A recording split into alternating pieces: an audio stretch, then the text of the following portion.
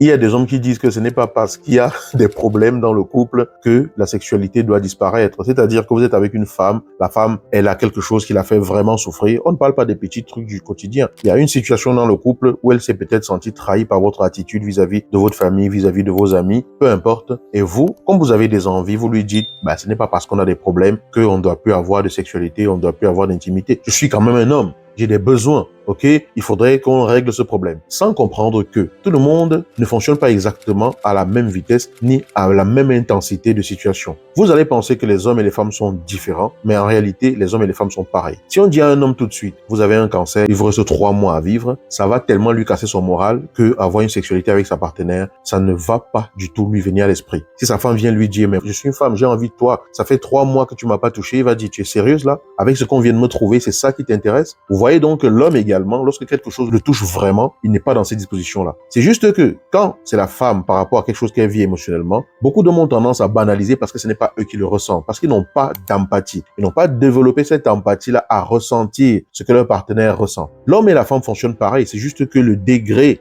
et l'impact de ce que l'on vit n'est pas exactement le même. Donc imaginez que ce que vous ne pouvez pas être dans les dispositions de faire quand vous êtes mal, votre partenaire ne le peut pas non plus.